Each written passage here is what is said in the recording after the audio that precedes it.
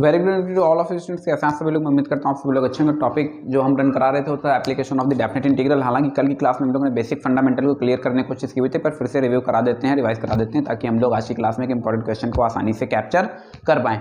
तो ये हमें find out the area of the bounded reason with the help of the integration की मदद से निकालना है। इसमें रीमान सम के बारे में बता दिया था कि अगर रेक्टेंगल क्रिएट कर रहे हैं तो हमारे पास कुछ एरर क्रिएट हो रहा है, और इस एरर को दूर करने का हमने प्रयास किया। और इससे हमको पता चलता है कि अगर यहाँ पर बीच में एक स्ट्रिप और डाल देते हैं तो हमारा ये एरिया और इंक्लूड हो जाता है। इससे पता चलता है कि अगर नंबर ऑफ स्ट्रिप की संख्या बढ़ाते चले जाते हैं तो एरर भी जो है वो हमारा जीरो की तरफ टेंस होने लगता है। तो हमने यहाँ पर क्या किया, इनफाइनाइट स्ट्रिप्स को इन्वॉल्व करा दिया, और इसके बाद में इसी का एक पर्टिकुलर केस हम यहाँ पर देख पा रहे हैं। ये एक स्ट्रिप पड़ी हुई है, और ये स्ट्रिप क्यों डालते हैं ये कल के एग्जाम्पल देकर के बता भी था। इसलिए जब भी आप application of the definite integral में एरिया की बात करते हैं तो आप इस तरीके की स्ट्रिप जरूर डालते हैं। हालांकि इस तरीके की स्ट्रिप को ट्रेस करने का क्या मीनिंग होता है ये कल की क्लास में अच्छी तरीके से क्लियर कर दिया है, विद एग्जांपल क्लियर किया हुआ था। ये हमारे सामने एक क्वेश्चन था जिसमें हमने बताया था कि स्ट्रिप का एक जो लोअर एंड है वो तुमको बेसिकली बताता है लिमिट्स के बारे में, और जो इसी का दूसरा एंड होता है अनदर एंड, वो असल में बताता है कि असल में कर्व का इक्वेशन कौन सा पिक किया जाएगा। स्ट्रिप कोई जरूरी नहीं केवल वर्टिकल ही रहेगी, या हॉरिजॉन्टल भी हो सकती है। अगर हॉरिजॉन्टल होती है तो जिस एक्सिस पर स्ट्रिप परपेंडिकुलर होती है आपको उसका लिमिट कांस्टेंट कर देना होता है। जैसे कि एक्सिस पर परपेंडिकुलर है तो हम x = a से x = b को डिस्कस कर रहे हैं, समझने का प्रयास करेंगे। ये क्वेश्चन आपको सिंप्लीफाई करके बता दिया था, दिखा दिया था, आसानी समझ आ गया होगा। आज की क्लास में हम लोग कुछ एक अनदर प्रॉब्लम को डिस्कस करेंगे। 2-3 नोट पॉइंट्स हम लोगों ने डिस्कस कर लिए थे। मैंने हालांकि आपको पता था कि बेसिकली हमारे पास जो सिमेट्री, ये आपको कुछ प्रीरिक्विजिट नॉलेज की जानकारी दे दी थी, और जिसमें कहा था कि हमारे पास प्रीरिक्विजिट नॉलेज में याद रखना कि जब सिमेट्री की चर्चा हो रही होगी तो सिमेट्री का सेंस हमारे पास either symmetry about the X axis और symmetry about the Y axis होगा। हालांकि ये टॉपिक यहाँ का नहीं है, ये टॉपिक ग्राफ थ्योरी का है। कितने टाइप की सिमेट्री होती है, किस तरीके से क्या होता है, कट रेसिंग के दौरान ये सब चीज़ें आपको सिखाई जाती हैं। तो आज की क्लास में एक नई सिमेट्री हम लोग डिस्कस करेंगे, और ये क्वेश्चन भी इंपॉर्टेंट है, पूछा जाता है, और इसको बोलते हैं सिमेट्री इन अपोजिट क्वाड्रेंट। क्या कहा? Symmetry in opposite quadrant.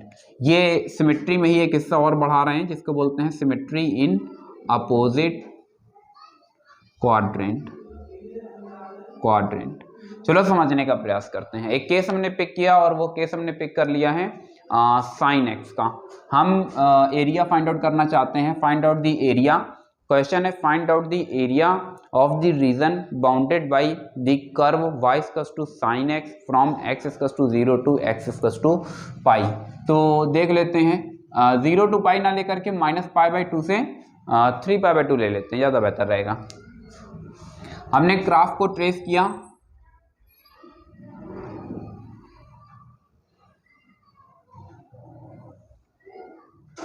Free hand diagram है। एक काम करते हैं, -π से +π डिस्कस कर लेते हैं, ये सही रहेगा। ये -π तो ये -π/2, ये फिर प्लस, ये 0 हो जाता है, ये प्लस का π/2 हो जाता है, ये 2π/2 मतलब पाई। आगे का हमको डिस्कस नहीं करना है। हम जो रीज़न डिस्कस करना चाह रहे हैं समझने का प्रयास करेंगे। हम बेसिकली इतना रीज़न ही डिस्कस करना चाह रहे हैं, 1 2 फिर ये और फिर ये, ठीक है।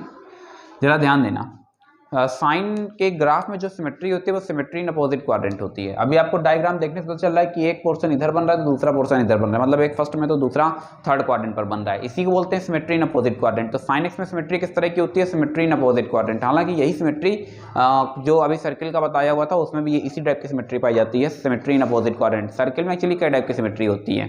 ये क्वेश्चन क्यों इंपॉर्टेंट, इसकी चर्चा क्यों कर रहे हैं, इन सब चीज़ों पर हम लोग बात करने वाले हैं। कल की क्लास में ये भी बता दिया था कि अगर स्ट्रिप फर्स्ट क्वाड्रेंट की जगह थर्ड क्वाड्रेंट में होता है या फोर्थ क्वाड्रेंट में होता है तो जो y का रिप्लेसमेंट है तो -y से हो जाता है। लेकिन साथ ही साथ हम ये भी जानते हैं कि एरिया नेगेटिव नहीं होता, इसलिए हम अपने फॉर्मूले में हमेशा मॉडुलस का इस्तेमाल करते हैं। जब भी हम लोग फॉर्मूला लगाते हैं हमेशा मॉडुलस का इस्तेमाल करते हैं। चलो देखते हैं आज की क्लास में क्या कर सकते हैं क्या नहीं कर सकते हैं। शिफ्टिंग ऑफ ऑरिजिन का हमारे पास कोई रोल नहीं होता है, ये भी आपको बाय एग्जाम्पल आज क्लास में बता चुके हैं। तो ये जो हमारे पास कंप्लीट क्वेश्चन बनता है इसमें आपको एरिया निकालना है, और एरिया जो बाउंड है, जो रीजन बाउंड किया जा रहा है वो रीजन बाउंड किया जा रहा है y = sin x, x = π2, x = -π2, x + +π। इन इतनी चीज़ों से हमें क्या करना है, रीजन को बाउंड करना है। और अब हमको ये जो शेडेड रीजन आप देख रहे हैं, शेडेड रीजन का हमको एरिया निकालना है। हम पूरे रीजन का एरिया नहीं निकालेंगे, हमको एक चीज़ ये क्लियर कट समझ आ रही है, अगर हमारी ग्राफ थ्योरी पर कमांड है, अगर हमने साइन के ग्राफ को अच्छी तरह से सीखा हुआ है, समझा हुआ है, तो पता चल रहा है कि जैसा ये पूरा पोर्शन है वैसा ही ये पूरा पोर्शन है। ये भी क्लियर हो रहा है कि इस पूरे पोर्शन में जैसा ये हाफ है वैसा ही ये भी हाफ है, तो फिर जैसा ये हाफ है वैसा ही ये हाफ है।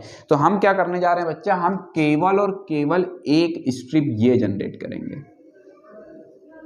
बस इतना स्ट्रिप जनरेट करेंगे। इतना स्ट्रिप जनरेट करेंगे का मतलब समझ रहे हो, इसका मतलब ये हुआ कि हम जो रीजन डिस्कस करना चाह रहे हैं वो केवल इतना डिस्कस करना चाह रहे हैं, 0 से π/2 तक का, ठीक है, 0 से π/2 तक का। इसको हमने नाम दे दिया O, ये चल रहा है, इसको हमने नाम दिया A, ये वाला पॉइंट हो गया, और B ये वाला पॉइंट हो गया।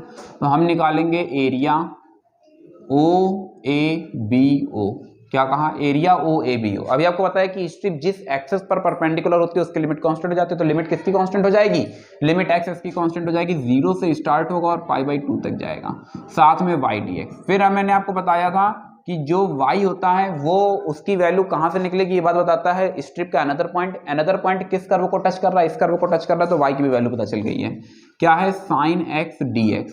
अब sin x पे जब हम इंटीग्रेट करते हैं तो sin x का इंटीग्रेशन क्या चला जाता है, sin x का इंटीग्रेशन जाता है माइनस का cos x, और यहाँ से लिमिट जो चलेगी वो क्या चलेगी, 0 to π/2। एक बार आ जाता है अपर लिमिट यानी cos 90, फिर आ जाता है लोअर लिमिट, यहाँ से cos 90 की वैल्यू हमारे पास क्या हो जाती है, cos 90 की वैल्यू चली जाती है 0, तो cos 90 0 हो जाता है और cos 0 की वैल्यू 1 चली जाती है, माइनस माइनस क्या हो जाता है, प्लस हो जाता है। हालांकि कल की भी क्लास में आपको बता रहे थे कि हमेशा जब भी हम लोग एरिया का फॉर्मूला अप्लाई करते हैं तो उसमें मॉडुलस हमेशा अप्लाई करते हैं। मॉडुलस क्यों अप्लाई किया जाता है, क्योंकि area is always positive. Modulus क्यों अप्लाई करते हैं, because area is always positive.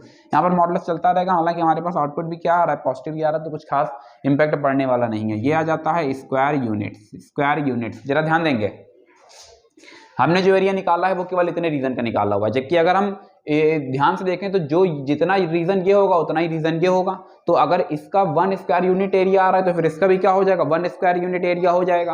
और अगर ये टोटल एरिया 2 स्क्वायर यूनिट है तो फिर ये भी 2 स्क्वायर यूनिट हो जाएगा। तो अगर हम रिक्वायर्ड एरिया की बात करें, किसकी बात करें, रिक्वायर्ड एरिया, तो रिक्वायर्ड एरिया बनता है 4 इंटू, रिक्वायर्ड एरिया बनेगा 4 इंटू एरिया OABO, तो 4 into 1, then we get the 4 square units. कितना बनेगा, 4 स्क्वायर यूनिट्स। अब एक चीज समझ लेना कि ये जो sin x का जो भी आपके पास ग्राफ है, इसमें ये जो 1 पोर्शन आप देख रहे हैं केवल इतना रीजन, ये हमेशा 1 स्क्वायर यूनिट होगा। कितना होगा, 1 स्क्वायर यूनिट होगा।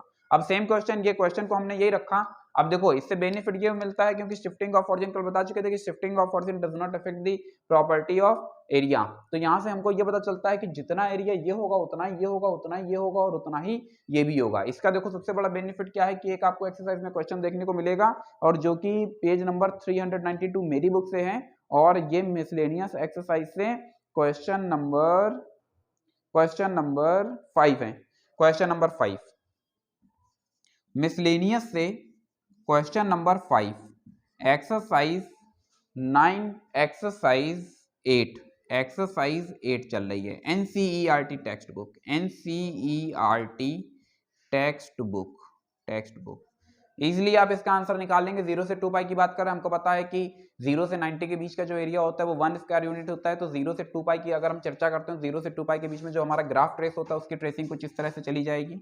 This is the graph of the 90, मतलब एक रीजन, 2 रीजन, फिर यहाँ से 3 रीजन और फिर ये 4 रीजन। एक रीजन का जो एरिया है वो 1 है, तो 1 + 1 + 1 + 1 मतलब आंसर 4 आ गया।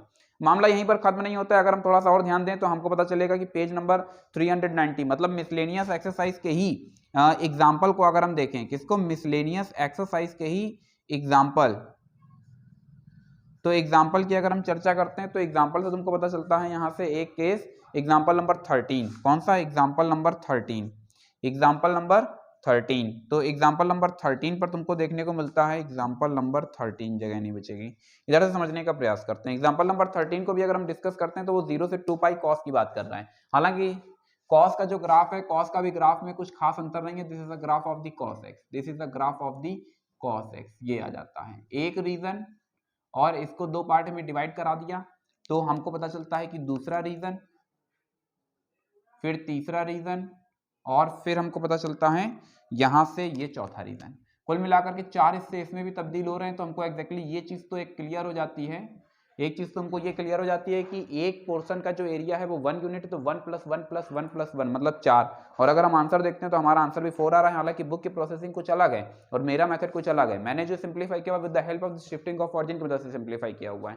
अब कहोगे सर ऐसा कैसे हो रहा है कि sin x का एरिया जो आ रहा है वही cos का आ रहा है? अरे क्योंकि cos जो होता है वो असल में शिफ्टिंग ऑफ ऑरिजिन के रूल को ही होल्ड करता है। हम अच्छी तरीके से जानते हैं कि sin 90 माइनस थीटा क्या होता है, sin 90 माइनस थीटा क्या होता है, cos थीटा होता है। और 90 माइनस थीटा की जो हम चर्चा कर रहे हैं यही तो जा रहा है शिफ्टिंग ऑफ ऑरिजिन में। ये किस में जा रहा है? शिफ्टिंग ऑफ ऑरिजिन में जा रहा है। तो एक चीज तो यहाँ से क्लियर हो जाती है कि ये जो हमारे पास फॉर्मूले का डेरिवेशन है, फिर कभी वक्त मिलेगा तो इसका डेरिवेशन भी ग्राफ थ्योरी में पढ़ाएंगे, जब ग्राफ थ्योरी चलेगी। अभी थोड़ा समय नहीं मिल रहा है इसलिए वीडियोस वहाँ के बन भी नहीं पा रहे हैं। तो एक चीज तो हमारे पास ये क्लियर हो जाती है कि जो 90 माइनस थीटा वाला कंसेप्ट है ये एक्चुअली शिफ्टिंग ऑफ ऑरिजिन को ही रिप्रेजेंट कर रहा है। तो यहाँ से ये क्लियर होता है कि साइन और कॉस में कोई अंतर नहीं है, केवल 90 डिग्री का रिप्लेसमेंट है। इसको 90 डिग्री हमने क्या कर दिया, पीछे खिसका दिया, और जैसे पीछे खिसका आया वैसे देखो हमको ग्राफ किसका देखने को मिला, कॉस एक्स का देखने को मिला। हालांकि शिफ्टिंग ऑफ ऑरिजिन का कोई रोल नहीं होता है, तो अगर ये एरिया पहले भी 1 स्क्वायर यूनिट था तो 1 1 1 और 1। तो इस तरीके से ये हमारे लिए एक इंपॉर्टेंट क्वेश्चन था। याद रखेंगे जो अभी तक मैंने आपको पढ़ाया है, जो अभी तक मैंने आपको सिखाया है वो area bounded by a single curve,